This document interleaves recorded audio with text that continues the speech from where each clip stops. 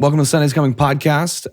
Excited to have my friend Dennis here, hanging with us today and talking all of the things in your changes in your workplace and all of the things going on in your life. But we're stoked to have you, and Kaleb and I are stoked to just start this conversation. Yeah, it's awesome. When we started this podcast, our vision was to have a broad range of conversations with people in all sorts of different ministry seats that have all sorts of different perspectives on what it takes to be effective in ministry and to create those worship experiences every single Sunday. And I'm excited to talk with you because you've been in so many of those seats, right? I've been in all of them. All of the seats, right? Yeah. You were the nursery coordinator.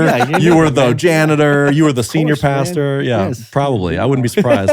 But you've just got so much perspective over years of ministry in those different seats. And so, this is, I think, a great example of what this podcast is about is whether, whatever seat our listener here joining us today is sitting in, I think we'll have some wisdom and some encouragement and something beneficial for them as we go through this conversation. So thanks for being here, man. Thanks for me. I'm excited, man. That Sunday's Coming is so fitting. Yeah. Because it comes every single week. That's right. Yeah. So why don't you tell us a little bit about you? Just a quick overview. You've been in ministry for how long? You've been, we alluded to the fact that you've been in a lot of different roles, but just what does that look like? And then where has that led you to today? Yeah. So I've been in ministry since I was 18 in some capacity, whether it's an intern or something. I started as a junior high intern at my old church back in Whittier.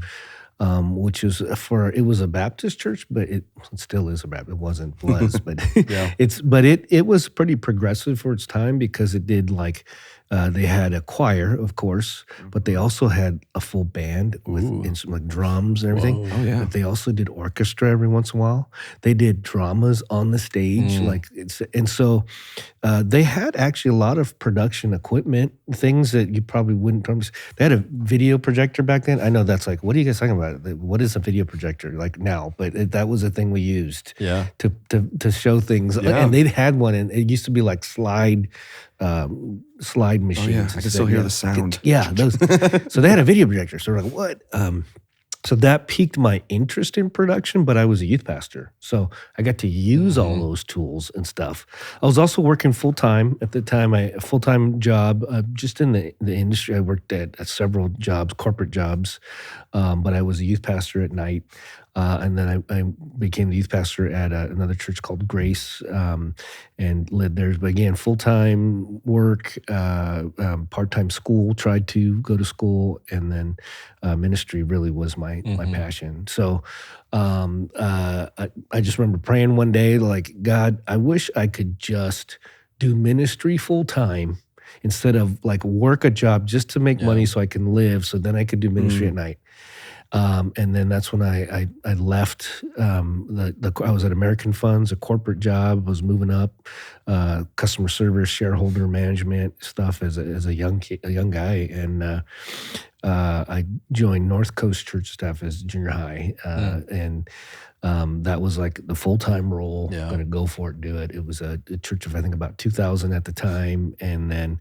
My 25 years there was just exploded with video venues and technology became such a big part of it. You almost, you rely on it at campuses that don't have live teaching. So it was whoa. Yeah. So they asked me to build the teams, create that. That was part of my youth pastor background, but my love for technology and equipment. And then they kept adding other roles, other departments under my plate. And so I think it was 16 teams at the end there when I resigned. I was burned out, not because of them. Whole different story we can get into someday. But so that was my build production teams, but then other areas of the church. I oversaw the coffee shop too, the facilities team, the graphics department. That really was I was involved in building the campuses. Yeah. And so that was that time, that era, and then I burned out, didn't know it, and wasn't going to go back in the ministry. Wasn't at all. My wife was like, "No, you're not going back." And actually, I'll be honest. The Philo conference, I did a talk for them. It was the year of everything closed. And so they did all the talks. You sent them in on video. Sure, yeah. And I did.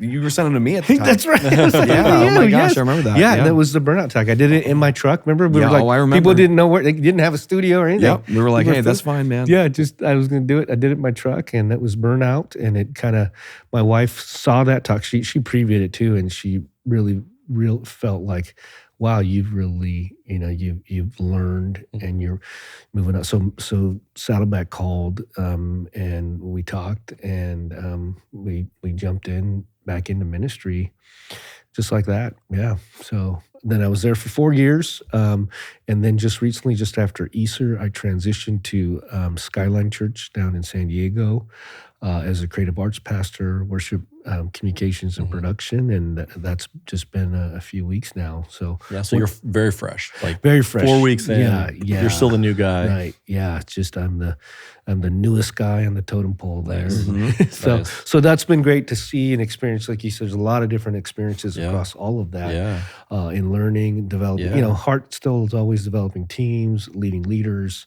Those kind of things, culture building blocks. That's still what I love to do. Yeah. So yeah. Dude.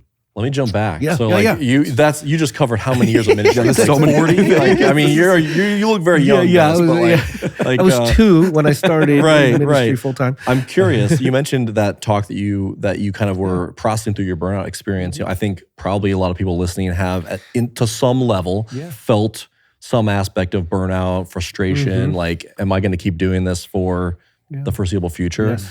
Yes. Like, if you just were to encapsulate a little bit of like what you learned that kind of set you up for this next run, what would you just encourage them if there's someone listening today that has felt that burnout situation? Yeah, I think especially if anybody's ever done live production, it is you're kind of a junkie to it. Like it's like it's stressful and it's crazy, but really there's certain people cut out that love it. Yeah. Like you actually love it, but it's like, but if you apply that in wrong surroundings or environments, or people, can misuse that. I think, I always ask the group or the team afterwards, after the weekends, like, you still want to do this, right? Because it's like, it was stressful. But that's what live production is, right? Yeah. And so afterwards, if you go, I still want to do this, okay, great. If you don't, then for me, what I found out afterwards was I had lost my calling a little bit. I'd lost like the reason why I was trying to succeed and be the best leader and do all the things. There were right things, but for the wrong reason. Right. And that's really what I realized afterwards, when it was like I had lost focus. I wasn't reading the word regularly.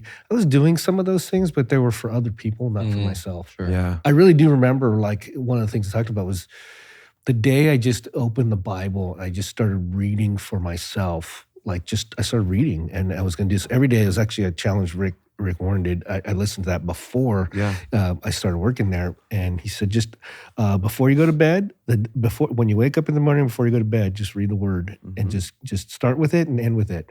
And I'm like, okay, I'll do that. Yeah. And I just remember reading stories and things and passages, and I'm like, wow. And it like jumped out at you. So it was almost a call, again, a calling. I had lost my calling. So I don't think it was that I was doing the wrong work. I was doing it again for the wrong reasons, and that's what I would just check check your intention. So I do this thing with the team. It's a spiritual health thing. You know how you ask somebody like, "Hey, how you doing?" And they say, "Good," or "Fine," or "Good," and I'm always like, "What does that mean? Yeah. Like, is that a good thing or is that a bad thing?" Right? So I started doing this thing. It was with the Saddleback team to start. Was 1 to 5. Give me a number from 1 to 5. Where are you at spiritually? How do you feel? Where are you at? And there's emotion in there. Like, take the emotion part out, because emotionally we can be different numbers. Of right? course, yeah. But spiritually, where are you at? Are you in the Word? Are you getting fed? Do you feel like there's hope and peace and love? And so I think that question gives you more of a number. And in the number, it's whatever number you say. I remember the team going like, I can't be a 5. That's like Jesus, right? But I can't be a 1 because I work at a church. That's bad. Right. So I'm always a 3. Yeah. I'm always right a 3. in the middle like, every time. It's like, at the end, I was like, you're all right. The numbers don't necessarily matter. It's that I can check on your number, right? As a leader, I can't. Oh, you're fine still this week? You're fine. What does that mean? Yeah. But if you say you're a 2, and then are you going to be a 3 next week? Are you going to be a 2.5? Well, that's a value. It's like a speedometer, right? You know where you're going. Yeah. So I can get more specific with you. Yeah. So that's really what it started coming down to. The answer was Jesus, as simple as that is, but real specific and go deeper. Because when we work at a church, you guys both worked at a church, that's your like, well, what do you mean I worked at a church? Of course I'm spiritual. I was around Jesus all day. And you're like, no, you weren't. You didn't read the word at all. Like how, that's not, the church isn't Jesus, right? The church is a place where you can experience Jesus. Yeah. Right? So it's some of those things, like just getting back to some of that. Because it's ministry, no matter what we do, and you could make a career out of it, not in ministry, right? But we're doing it in ministry, and so there's got to be something else. So I know I went really deep all of a sudden. No, that's really good. Well, it's giving you that check of like, all right, if I don't like where I'm at, and someone is forcing me to identify that, now I have the opportunity, if I take it, to pause and assess like, okay, well, what would the practices or rhythms or changes in my behavior be to help me go to the next level or improve, whatever that looks like. And it's really just about, no one can lead. No one can do that work for you, right? You're just, as the leader, providing an opportunity for that person to step in and do the work and like assess for themselves. Like sometimes it's not about, like you said, doing different work. It's about shifting the way you're doing it. Sometimes it is doing different work. Like a season is over and you need to move on to something else. And it's just you're offering that gift to your team of that, hey, what's going on? How are you doing? Like let's evaluate kind of emotionally, spiritually, where you at? Yeah, it came out of, because people would ask me that question all the time, even when I was burned out, and I would say good or fine, and so they're like, they checked on me, which they did. I didn't give the information, so how can I pull more information out of you so I can know where you're at and then ask you about it again, right? That's really what that is. Not, as a leader, I feel like we do need, we have a spiritual leader at a church or a pastor at church. I think we do have a little bit more responsibility to go a little deeper. Yeah, but I think it's like, accountability is only as good as my responses of me actually being truthful or not, or feeling like the same thing. Well, I don't want to be a 5. I can't be a 1 because I don't want somebody to find out that I'm a 1 and I haven't been in the Word or doing whatever. And but it's up to you, because the leader can only do so much. I have to believe that what you're saying is accurate, and that I'm not out here to chastise you if you are a 1 today, or only praise you if you're a 5. It's, hey, we're doing this just to go, hey, I'm just another person. Biblically, the version of going, hey, we're just trying to check on one another and brothers in Christ, and just go, hey, how are you doing? And this is for real, I'd be curious, Dennis, as you were having those conversations with your staff, and I'm sure in different seasons you've had to check in on staff lots of different ways and lots of different reasons and different roles and different seats that you were in. Like, how did you go about trying to create a culture where the people that you were leading felt like they could be honest with you around, like, hey, here is how I'm really doing it, and I trust that Dennis, as my leader, is going to respond in a way that is, inviting me to share more and, like meeting me where I'm at, and not like going to have a negative reaction or something like that. Yeah, that's true. I mean, it's you guys know Lencioni's book, the 5 dysfunctions of team, and trust is the base of that, right? But I think we use that word trust because when I read the book, I was like, oh yeah, trust. But then you read it and you go, oh, you're talking about different level of trust. Like, I trust you with my job and my reputation. That's the kind of trust that you want to have with your teammates and your team. Like, if I'm not in the room, I want you to say, what would you say, whether I'm here or not, in a sense. And so that's like the baseline of a team as you get to, is trying to build that kind of trust, not just the word trust, but the deep trust. And I think for church, it starts spiritually going deeper with each other. I think that does, it gets to something. So, and this is a great question, Kaleb, because I talk about, there's the emotional side, which is up and down every single day. And then there's the spiritual side that's up and down every single day, right? And those don't always necessarily line up, but they can too. Yeah. So if we can keep this spiritual side sort of like, okay, steady and consistent, reading the word, listening to worship, what are those things? Well, then I can start working on the emotional up and down side too. Yeah. Does that make sense? So like I start with that side with everyone, and then we get into like, oh yeah, it was a hard day. It was really stressful. Like, okay, you still got your calling, you love your calling, but what made it hard today? Like what interaction, non-interaction you had, who's doing that, right? And working on that. And it's you guys know this. It's so much of it is it's communication issues and it's people issues typically, right? What somebody did something or said something, or right. And so the first answer is always like, well, have you talked to that person yet? I mean, it's so much of it's trying that you guys figure is it. And then if you come to a disagreement, otherwise I got to come in and I got to say, hey, so-and-so said you said this. Yes. And then it's like, what? What's going on? How come they didn't say that to me, right? And so much of our lives is that, right? Well, if you have a beef with them, you should say it. That comes to trust. If I don't trust them, I can't say it because I don't trust, right? So that's where that sort of falls in this building block of continuing forward to go. But I got to get something steady, and that to me, it's the spiritual side of like, always moving, God working on your heart. How's he working? How's that going? Yeah. And then the life, the emotional side of life is that other part, you know? Especially people who don't show a lot of emotion. That's the part everybody's like, well, they're mad at me. It's like, why did you ask them? No, but they didn't say anything to me. Well, they're introverted. And they, like, just don't like you assume, people assume so much. You're like, well, just go ask them. If you think they're offending you, they're not offending you on purpose, probably most of the time, No, and I mean it's a Matthew 18, biblical, whether it's in conflict and just going, hey, and I think, man, in church staffs, I think it's everywhere, but in church staff specifically, and we've talked about this in other episodes of going, we want to beat around the bush because we want to be nice. I want to soften the blow for everything. I'm not being clear. Clarity is kind, and going, hey, me either calling somebody out or saying, hey, that hurt my feelings or that was frustrating to me or whatever, and going, hey, let's just talk about it and not feel like I have to either withhold that and then all of a sudden it blows up at some point down the road, or I just continue to talk about it with other people and then a cycle of gossip. And I mean, we've all been, in that spot before, but it's just, it can be so toxic to that culture of like trying to create trust. I think of what you're talking about. And I also love, man, like the separation of the spiritual and emotional is such a great metaphor of just going, hey, they are very different. And as long as this is steady and you're calling and what you still feel like God is, calling you into your life to do, you can have good days and bad days. It's not like you're falling apart. And I think, man, I've done that in my marriage of my wife going, are you gonna like quit or what's going on here? Like, no, I just had a bad day. Stress, And those are two very different things, but they can feel like one and the same very often. Which is so interesting. Again, that goes back to what I shared before about the burnout and when I was talking to my counselor, this was really eye-opening for me.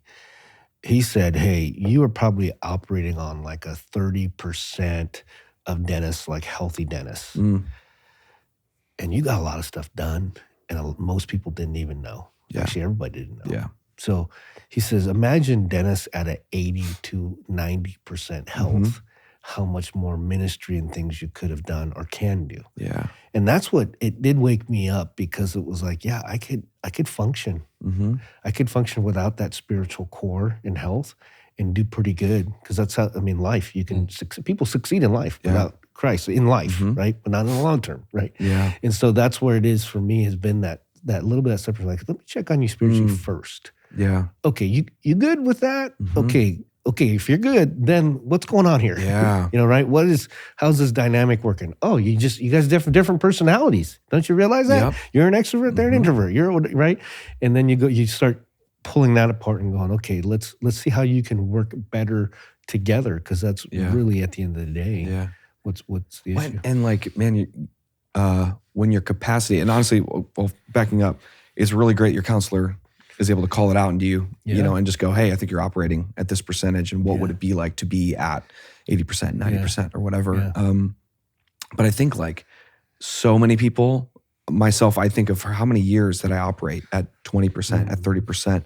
And what that did is my capacity to do anything else, whether that was with my family, my marriage, or my children, my work, the people that work for me, how much worse was I as a leader in all of those areas, because I was maxing my capacity out because my percentage was at 30% compared to 80 or 90 or whatever. And I think that I love how no one will say 100. It's like the 5 and the 1. Yeah, I mean, 80 or 90%. Like I don't want to be too good. I don't want to be too healthy. Like, I think people look at that and they go, man, like church ministry, and it is hard. It is very challenging in so many ways. But I think that like that can limit yourself in what you're wanting to do or what you're willing to do in your ministry or organization when you think you've hit your lid, and the reality is like you're just not healthy. Yeah. You're just not healthy spiritually, emotionally. And there's some, organizations that are really good and can recognize that. But it goes back to me being able to be truthful to my leader and feeling like, hey, they're going to receive that and go, hey, I'm not doing okay. I'm spiritually not healthy. I'm emotionally not healthy. And I need somebody to keep me accountable, or I need somebody to help me, hit that pressure relief valve to go, hey, I need to focus on my family or whatever. And I think we're too scared to ask that. Yeah, I love what you said there, because I think it sneaks up on most people and most organizations, even the healthiest organizations. So it made me actually think and change my mind about healthy organizations. I think a lot of organizations are healthy, but when their true health comes when something actually happens and how they deal with it. Yeah. Not you can try to prevent it. We all, hey, I don't want my body to break down. I'm going to try to prevent that, do everything I can, but it's still going to happen. Something's going to happen, right? And it's how I react to that. Do I ignore the pain or do I address it, right? And that's the same, I think, with ministry. It's like, things are going to happen. People are going to burn out in even the best ministries, right? But it's how does that organization react in that moment? And I'll be honest with you, like North Coast was amazing for me and how they reacted, and it was a part of my journey, still part of my journey. Yeah. And that's what I go, man, we as churches, we're supposed to be the church. It is a hospital too, right? For people that hurt. Sometimes when our own internal people get hurt, we throw them out. Yeah. Right? We throw them out and we don't go, wait a minute, they're also part of the body. They didn't just work here. Yeah. Right. And so that's when I get sad when I see organizations do that. Yeah. And fortunately, I was not part of that. And that's what I'm going to continue in my own ministry. So, I had guys I had to let go for a lot of different reasons. And man, I'm going to stay in contact with them. I'm going to check in. Are they going to church somewhere? Yeah. Sometimes, you can't go here. It's like, I can't be here anymore. Yeah. Get it. But where are you, where's your spiritual health? Yes. Yeah. Right? That's my responsibility. Yeah. So.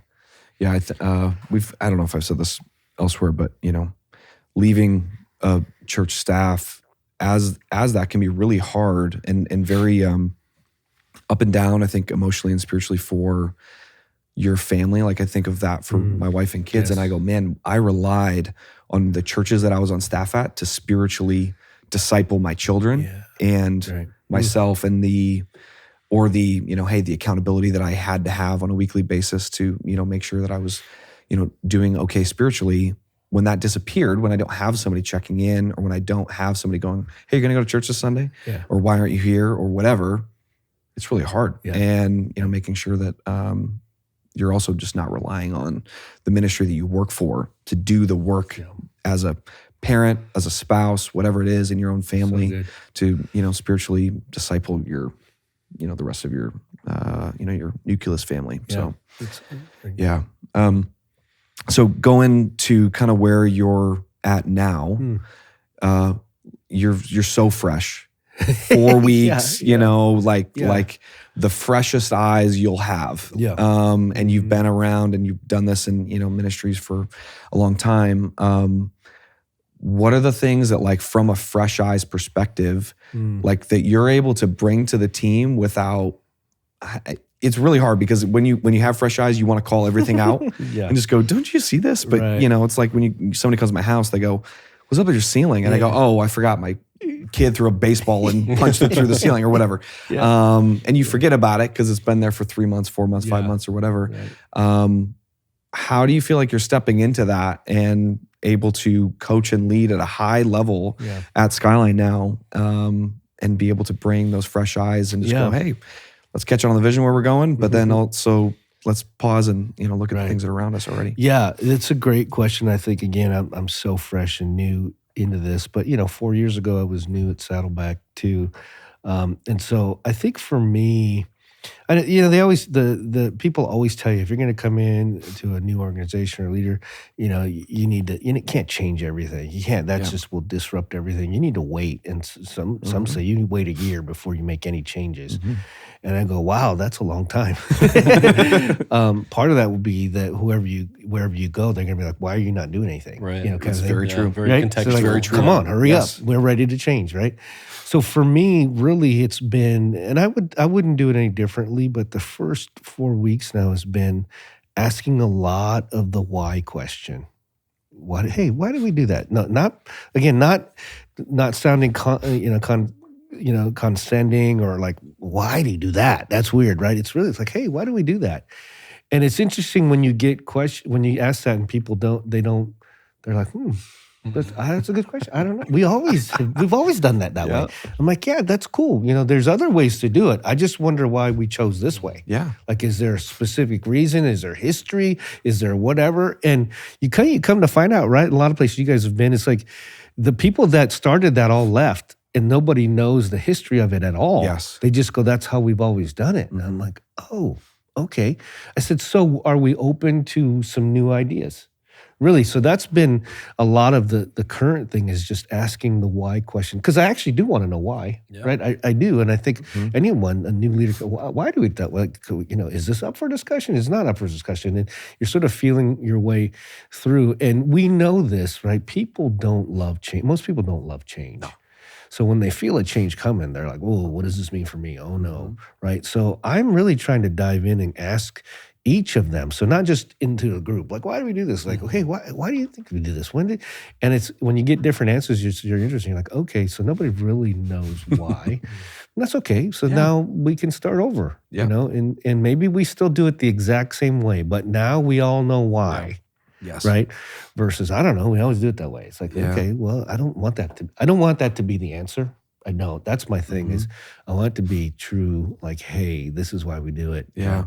I was listening to one of Craig Rochelle's podcasts the other day, and he was talking about the why, knowing the why when we want to do something. And he said this, which was really cool. So I'm going to give him credit because it wasn't me. But he said, is it a desire or a devotion? Like the why. Like when you, because, so, hey, I want to lose weight. Cool. In September, and you go, you know what? That'll be my New Year's resolution. I'll start in the new year in September. It's September, right? And he would say that's a desire. You have a desire to do it, but you ain't going to really do it. And maybe you do it in January, maybe not, right? If it was a devotion, like I'm going to do this, you would start it right there. Yeah. I don't care. We're going to hit the holidays. It's going to be hard, but I want to do it. I want to start now, put a plan in place and go.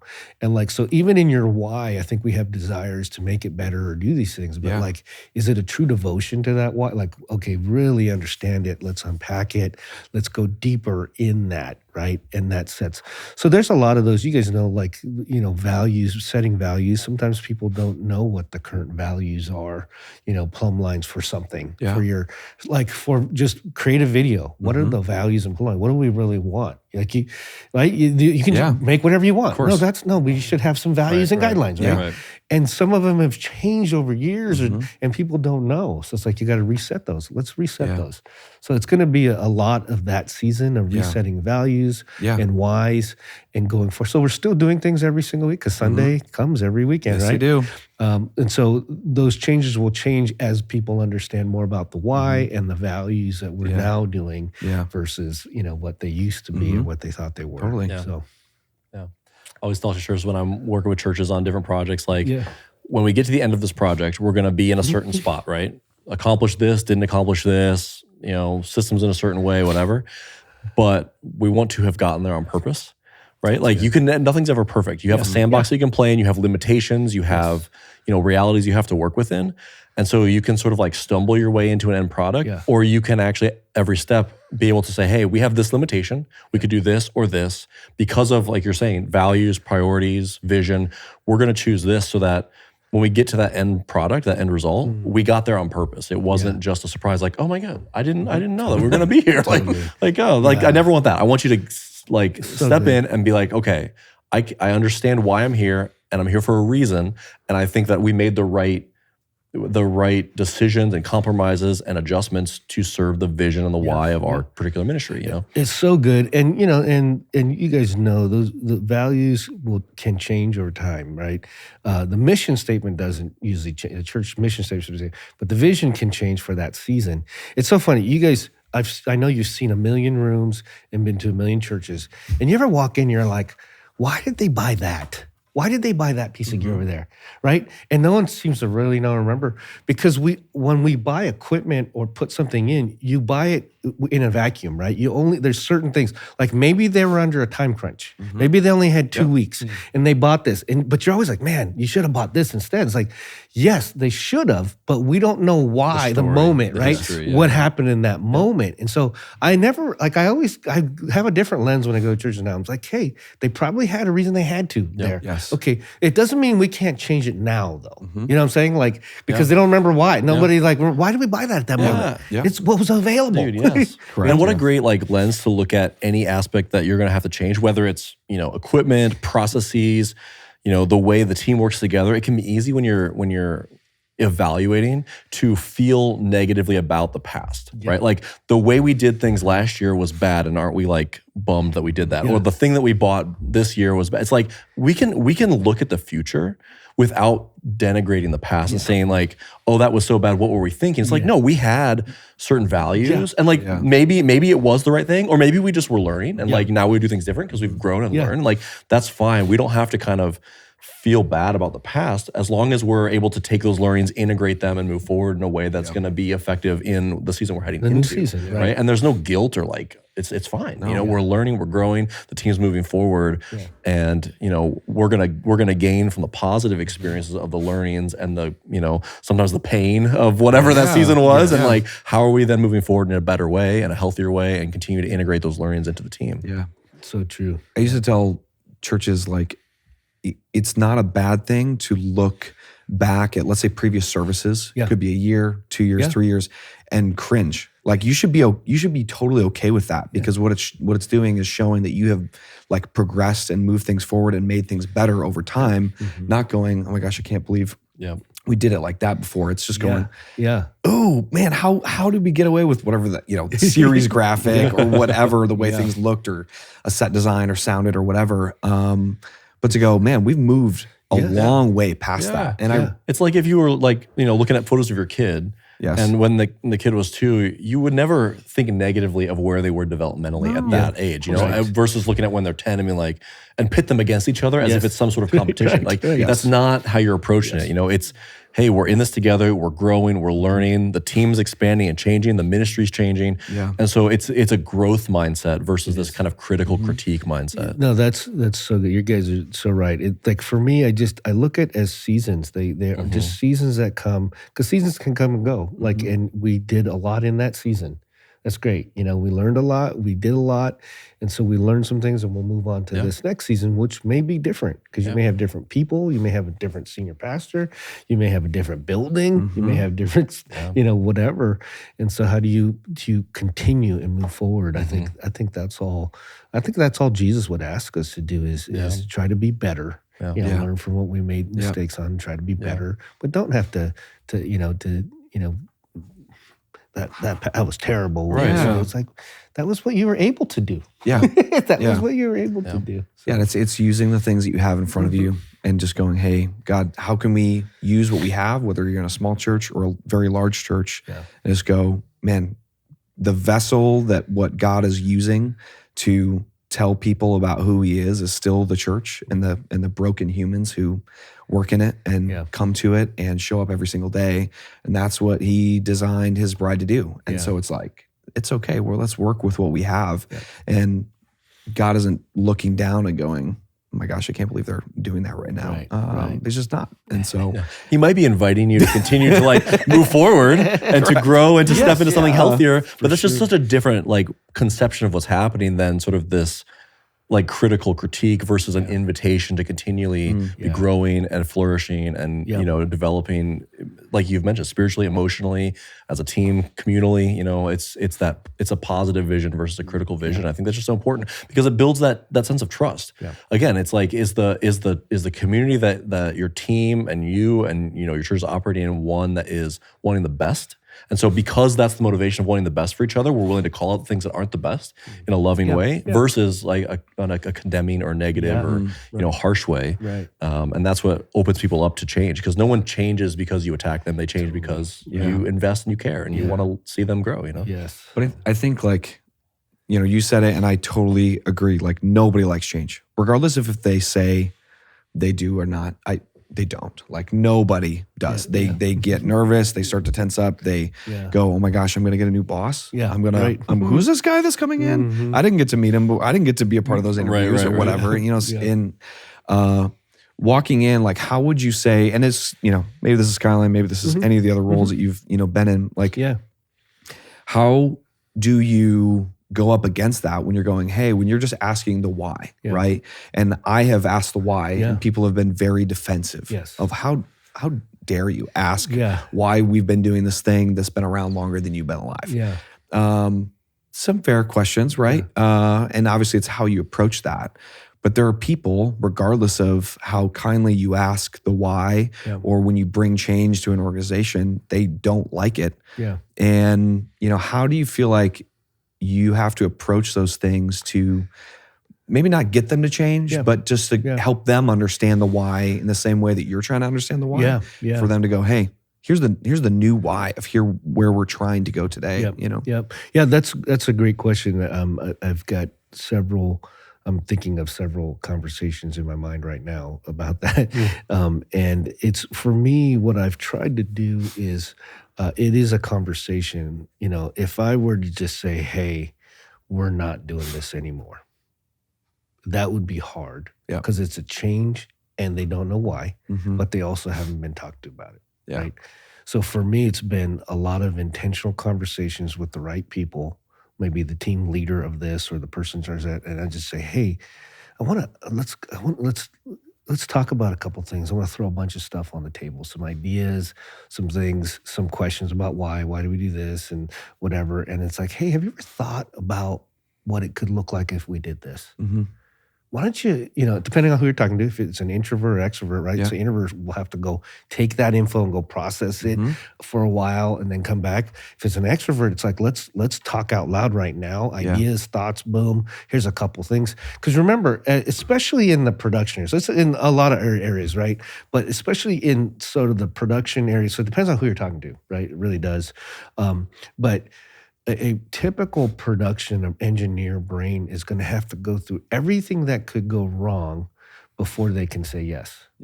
So if you just tell them you're going to do it, they're going to go, but no, you can't because right, and they'll probably stop there, like all the reasons why we can't do it. See, instead of letting them process all those reasons why we can't do it, and then come back and go, hey, so what do you think? I know you processed it for a while. You probably thought through, maybe you looked at some examples. It's like, what do you think? And they're like, oh, maybe it might be possible, kind of a thing. So we all process differently and change, especially with change. And so I think what happens, I've done it, I've made this mistake, is I'll tell the whole team, like, this is what we're doing, and even how we're going to get there. And you got people in there just like, I don't know, but that's not gonna work. And if you don't give them a chance to process that themselves in their way, and maybe like, hey, I saw you fidgeting a little bit. I bet you're nervous. I bet you probably don't know. You got a lot of questions if you know their mind. It's like, let's talk about it some more. This ain't done. But I'd love to get right. So it's a little bit of allowing each person, or at least leader, you can't do it to everybody, to process that change or thought before you actually do it, even if you are going to do it no matter what. You know what I'm saying? Like, you're going to do it no matter what. But at least you brought them into the combo a little bit, the table. It's, I used to joke like Inception. I'm trying to go, how can I plant this seed in their brain of going, this is a great idea and you're going to love it. And it's your idea. Right. Yes. I'm happy for you to take the credit versus me. Obviously it's a joke and we're not trying to manipulate the situation, but it's inviting them in because, man, the it's the body language. You can see it in those meetings. You start saying stuff and everybody starts moving around and not letting people process that, I think is huge. I think so many, it's any leader has done this, but just going, hey, I'm not letting the introvert process for a day, the Enneagram 5 process for a day of going, I need to understand what you just said. I'm not going to say anything about after the meeting, go, hey, what do you think? I'm not going to have an answer. Yeah. You need to give me a day. I need to go think about it. I need to go Google for the next 2 hours of what's actually possible and then come back to it. And that is like totally okay. Yeah. And when you put them in a spot, when you pin them in a corner like that, people want to fight about it. It's just not, it's not the right way to, go about that. Like I thought, and you've probably been in a situation, I've been in every seat, bottom seat, top seat, middle seats, right? We've all kind of, so I always think about like when I got some information about a change, how did I want that to go? And we've gotten it every different way. Like, hey, we're doing that and we're doing that tomorrow. And you're like, oh, whoa, right? And then what I typically would do is I'd run to the team and I'd have to be the guy, like, okay, guys, we're going to do this, right? Or if you're the bottom guy, you're like, hey, I think he said we're going to do this. Is that true? Like you're trying to get clarity either way, right? Yeah. In some way. And so I think I've always just tried to approach it in like, okay, how would I want to receive it? How much time would I need to process it? And what position I'm in? Because we'll all process it differently based on position. Like, well, that's going to be a pain for those guys to figure out. It's like, it's like, so it's so much of that understanding, like the people you have and how and so there's a learning with that too. I'm still learning the team that I have. Oh my gosh, yes. And how do they like to process or what will they, so you're kind of poking a little bit in areas and like, what do you think? I love that because even as a leader, like you're willing to be flexible and adapt. It's not just, hey, here's how I do it. Here's how I like to communicate it. Here's how I like to go about change process. It's like, no, I am receptive and responsive to my team and what they need and where they're at. And we're gonna process through things in a way that is serving everyone and not just me as the leader and how I want to just march down and do the steps or whatever, but giving everyone a chance to approach it and be like you said, getting to know them in a way that actually makes it personal. I think you hit something there that I think unintentionally, I think if they're, for me, it's been like if there's people that you want to keep for the long term, right? That's what you should do. But you can also be a boss that comes and is like, hey, we're doing this. You make the changes. And people will do it. Most likely they'll do it. But they probably won't stick around for the long term, right? And so that's when I talk to when I'm helping leaders understand some of this dynamic. It's like, you could just bark out orders and you're the leader. And people who respect that will just do it, right? But I don't know if they're going to be on board with you for the long term. Like, so the ones you really want to keep, you probably need to get a little deeper. Yes. Like What I love about that is, you've mentioned before, that you're someone that views your role as a leader of leaders, right? And when you do what you're describing and you don't just direct, but you actually invite your team into the process, well, you're inviting a future leader into your decision-making and thought process and the conversation of things that you're weighing and how are you processing things so that when you fast forward a couple of years, they're able to more and more take on that role themselves and be able to put themselves into that seat and think strategically. And again, you're kind of passing down that torch of leadership and giving them a chance to flex that muscle in the conversations that you invite them into. Yeah. And you guys have certainly run into, there's certain personalities that like just want to do and get it done. Sure. Yeah. And that's great. Yep, absolutely. Kingdom needs those. You need those on your team. But I try, and I work with a lot of people like that, over my time in different roles. But I've had to explain this to them a lot. I said, hey, when we sit at a meeting and I throw something down or you bring up something, I will purposely give the opposite, even if I don't believe it. I'm purposely going to throw out and push back because I want us to be well-rounded and think through that. Otherwise, we're just going to make decisions and go boom, boom, and not really think about what could that be.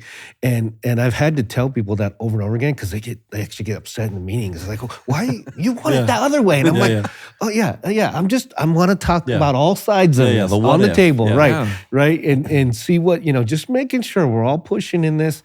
And so I've had people come back to me, years later, and it's like, I do that now because I realize the value of that moment in that table. You can do that. Otherwise, you say, do this. And then do that. It's just a list of stuff. Like do Yes. this, do that.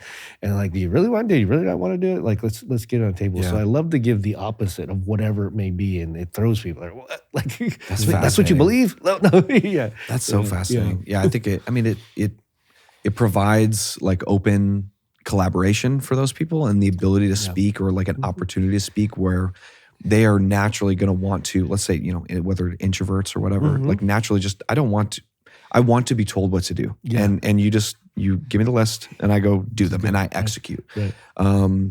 And it's calling them higher into a seat of going, hey, like you have a seat at this table. You have a voice at this table to speak up. And whether we make that decision or not, it doesn't matter. You still have a voice to, you know, throw that in the pool of all these, you know, other thoughts and processes. Well, and it's funny because the other unintended consequence of this is, not consequence, but the other great thing about this is I've had people who would never share because they don't want to go against the grain, share. Because when they see me share the opposite of what they think it should be, they're like, oh, I'm going to say something too. I can share, you know, it's like, right? So it opens the door to the other side. So it's not just a yes organization of yes.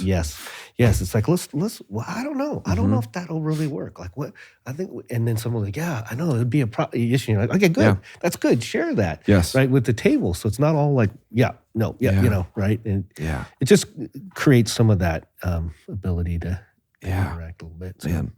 So, you know, for you at Skyline now, you know, I know brief bits and pieces, like you guys have continued to grow as a church like crazy through COVID over the last couple of years. You know, your senior pastor is driven and is excited for, you know, the future campuses that you guys are launching and stuff like that. Like, how would you say, you know, maybe it's casting that vision, right? Because you're hearing this vision, you're asking the why from, you know, the rest of that leadership team and going, hey, is this still a 10 campuses in 10 years or whatever, you know, that thing is? How do you like feel like you're able to absorb that and then be able to recast that vision? Because in the same way that you're asking that question to your teams and going, hey, what do you think about this? Or saying the opposite, you might be told that and then have to tell your team, hey, this is a decision that was made. Right. And in the middle of that, how do you feel like you do that, both for good and bad things? You know, if you're having to like recast that vision, that's something that's been cast to you that you're you know, on board with. Yeah, that's good. That's really is an important part of the leader's job, is to know and understand the vision. And continue to know and understand the vision. And if the vision changes, because visions do change, they change in the middle sometimes. Yeah. Like, right? Your mission statement, those are the same. Those are rock solid, you know, reach more people for Christ, whatever, you know, however you want to word those things. But the vision may be this year we're going to do 10 campuses, or the next 10 years we're going to do 10 campuses. Well, along that journey, I need to check in and make sure that's still what we're doing. And I've, you know, different leaders, sometimes they forget to continue. Oh no, we actually changed that a little bit. Oh, we're not doing that anymore.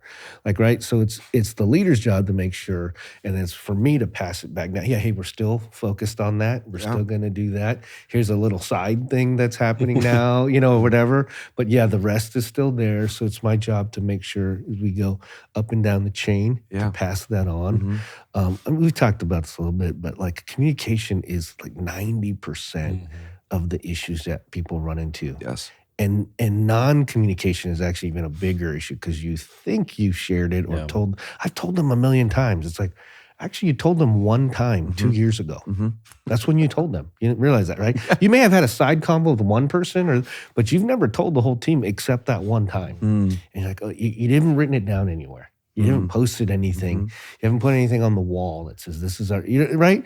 But people think they communicate it all the time. I do all the time with my family and my kids, right? I'm like, I've told you a million times. It's like, no, Dad, actually, you've never told us that. I'm like, yeah, probably I've true. just been thinking it to myself. I've been like, it's in here, right? It's in here. So much of that is a communication thing, and making sure that you've said it somewhere or passed it on. And you can have your team hold you accountable too. Like, hey, is that still what we're doing? Yeah. It's a good question. Let me go find out, right? It's again, creating an atmosphere where the trust is they can ask you. They can ask you like, hey, that doesn't seem in line with our stuff. And you go, you're right. we should find out. Or no, it is. Here's why. Like, oh, thanks for reminding me. I should have told you guys this is part of that plan. It's still going down the road, right? Yeah. Kind of thing. So it's just, you guys know, part of our leadership so much is just about communicating the things we need to communicate to our teams and our people up and down and sideways. Yeah. Right. And that's where it usually breaks down somewhere. Yeah. So. And reiterating, that value even of like communication is the value. Like, hey, team, I know you've heard me say this before, last week probably, but I would like to hear from you. I want your pushback. I want your insight. I want your concerns. And it's easy to go months and months and be like, the team knows that I trust them and that I want to hear from them and that it's safe for them to bring things up. It's like, nope. You have to remind people. You have to keep that, if you want that to be transmitted and be sticky, you have to keep that as a something you talk about. One of my old senior pastors used to say all the time, the most important things you drip in all the time. Like not just you do one message or one weekend about it. Yeah. It's you actually are dripping it in every time. It's like a little side comment. It's always a little drip. Yeah, a little drip in there. That's right. And I've always that's stuck in my head. The most important thing is you are talking about all the time, not just the one. It's just part of the language. It's part of the conversation. Like if you want your team to be kind. Like you're going to be dripping that in all the time. It's good. You just are, right? Not just the one. Hey, remember I told you to be kind last year? It's like, no, it doesn't work. It's like, hey, this is another example to be kind. Here's how you do that. Here's how you talk. You talk with a kind tone. Whatever it may be. Yeah. You just always dripping it. He would say, he said this all the time too. He was great. Because he would, drip in like message. That message sounds like a year ago you did the same message. And he's like, oh, yeah. And then people would come up to him all the time like, I already filled all your fill-ins in. and I got you, know? And he would actually go like in his mind, like, I got you. Yeah. Because you already know that. That's a good thing. Yeah. Yes. You already knew the answers. That's like, great. Right? And it's like, oh, yeah. You're always playing that side of like how much you communicate, the more the better, the most important things. Yeah. It's good. Yeah, because you do. You think that you're communicating, whether it's, just like you're saying in your family and going, no, we said that there's baseball practice tonight. And we go, no, we didn't. It's on your calendar. It's been there for 4 months. Yeah. Well, there you just hit on something really key, I think, for teams and for leadership is like using a digital tool is not the same thing or a replacement for communication, right? We were joking earlier about, I sent a PCO request, so I communicated this expectation. It's like, okay, maybe, but maybe it would be better if there were more conversation around whatever that thing is. Like, oh, so-and-so, I just dropped this meeting on your calendar. Well, did you talk any, like, if it's not of course, if it's a regular thing and everyone knows, like, that's one thing. But if it's something that is, a specific, unique thing and you're going to dig in, like, giving people some context communication or like, what is the goal? What are we doing? Is just, it just helps them go so far. So good, right? Like some of the best leaders I know, they send a Cal invite and they follow up with an email and a text that says, hey, I sent you something. I want to kick this idea around. I want to prepare, come with a thought. It's like when you get a text from someone, they say, can we talk? Oh my gosh. And you're like, oh, great. Like, what are we, But just how many leaders are just basically sending the, can we talk? Communication, like that's the level of communication going out to the team all the time versus the level of care and clarity and sort of vision casting that could be happening that then just it prepares their team so much better to participate in whatever the leader is trying to do. So, it's, I've tried to live by this. And again, this was something I did subconsciously. And then now it's like, I start writing it on the board to remind myself. Actually, one of my guys told me this when I have been teaching it. And he's like, hey, well, you always say, I say, lead with clarity, consistency, and kindness. And then the kindness has now changed to care. But it was funny because I'd forgotten those words. And one of the guys was like, hey, you told me this. I'm like, oh, you're right. Yeah. But, clarity is always seeking clarity, like trying to seek clarity for whatever comes up for you or your team or whoever, right? Seeking clarity. And the consistency is being a consistent leader, doing it the same way.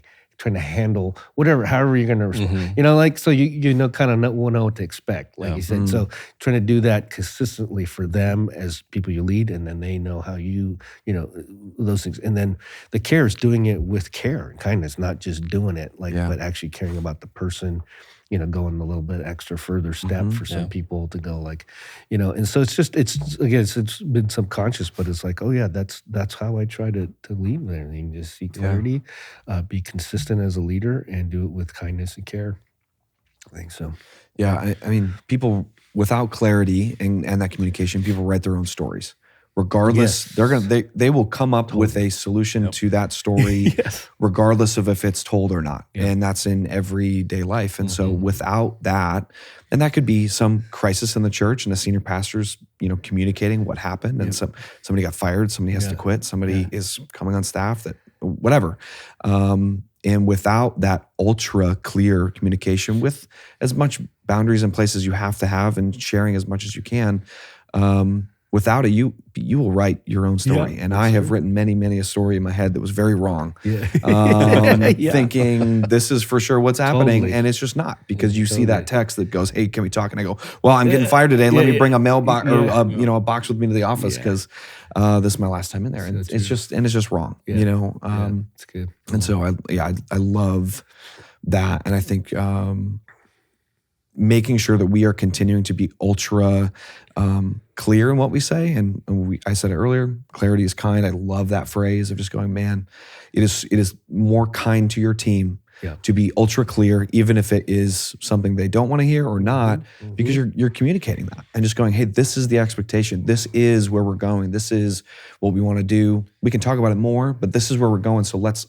now, knowing that, let's have some conversations around that, so that people are feeling better about, whatever that situation is. And so it's so interesting. Yeah. I usually find people want a yes or a no, right? They'll want either one clearly, rather than like an I don't know, right? So if you can give clarity in a moment, do it. You know what I'm saying? Or you can be clear that you're unclear and you need to figure out some more things. Yeah. Right. Those are the options. But I mean, most people, they just want to know.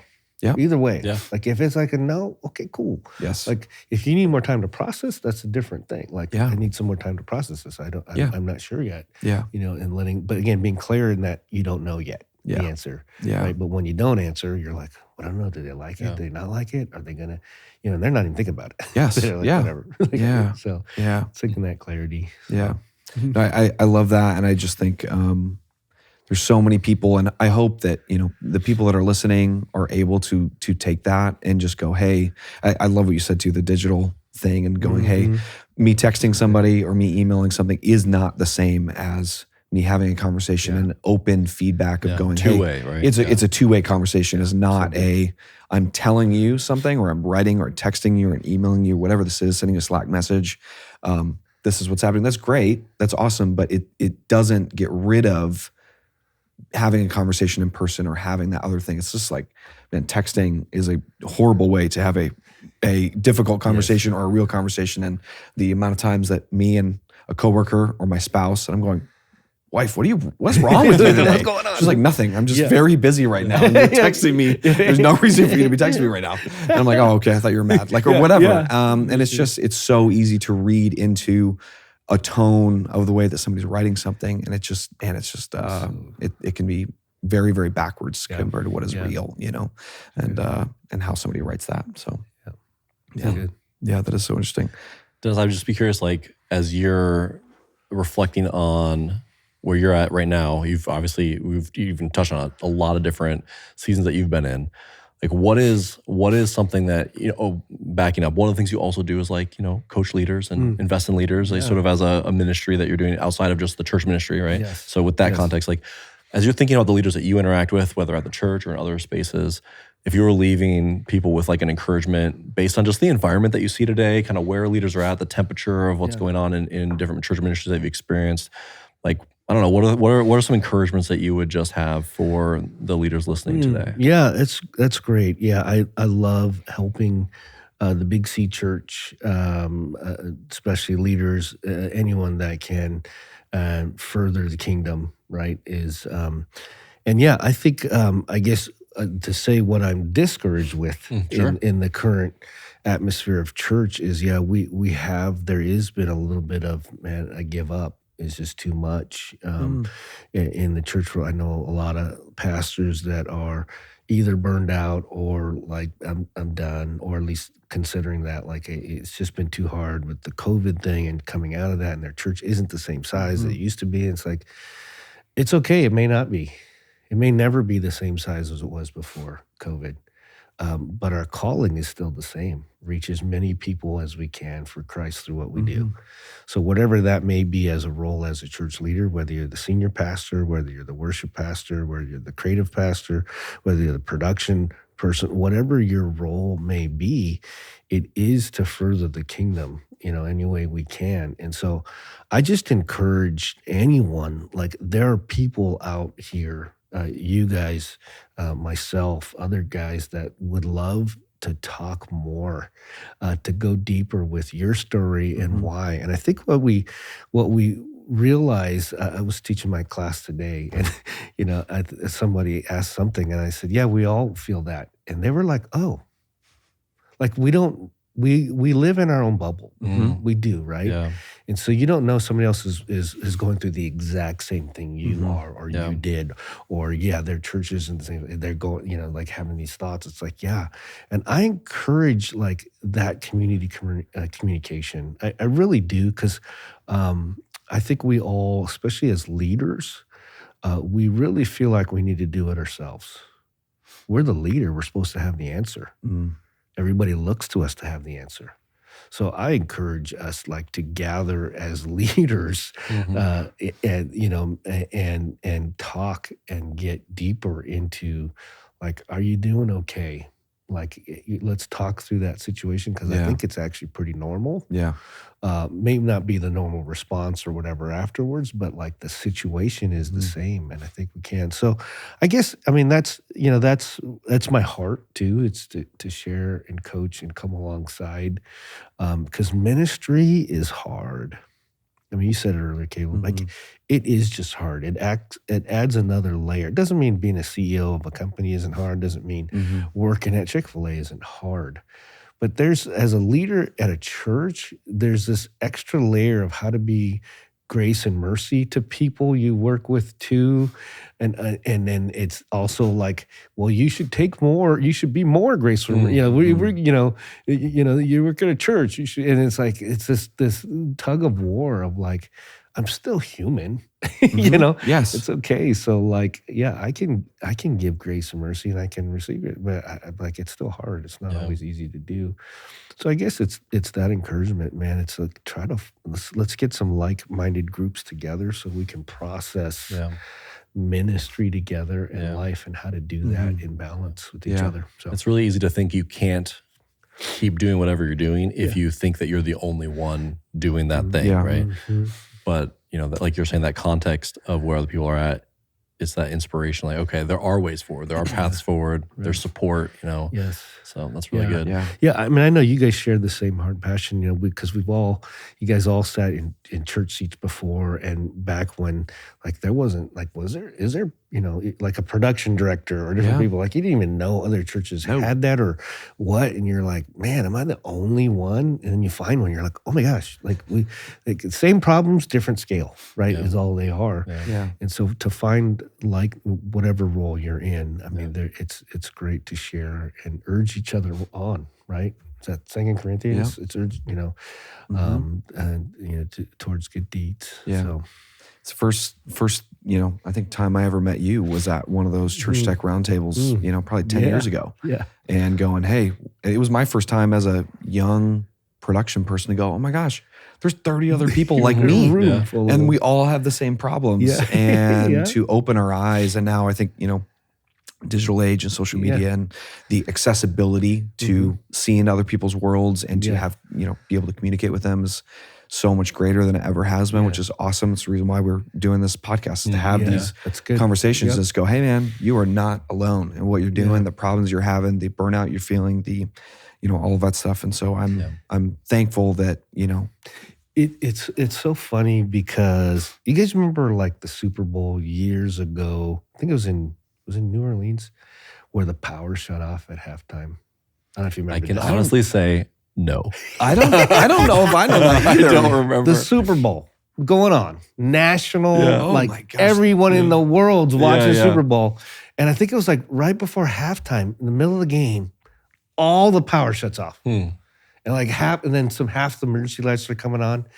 And I remember looking at my senior pastor and I'm like, see, even the most, right? The most well-equipped, everyone in the country is watching this right now. And this happened. Yeah. I said, we can never be too prepared. It gave a sense of relief to go like, look, we're normal. We make mistakes. Stuff happens. Even the best people in the country, the best equipment in the country will make mistakes. Things will happen. Yes. Yeah, that's so and, good. and it was a relief, right? Yeah. It was like, Just like release some of that pressure. Like like you said a minute ago, you're only human. Stuff happens. Yep.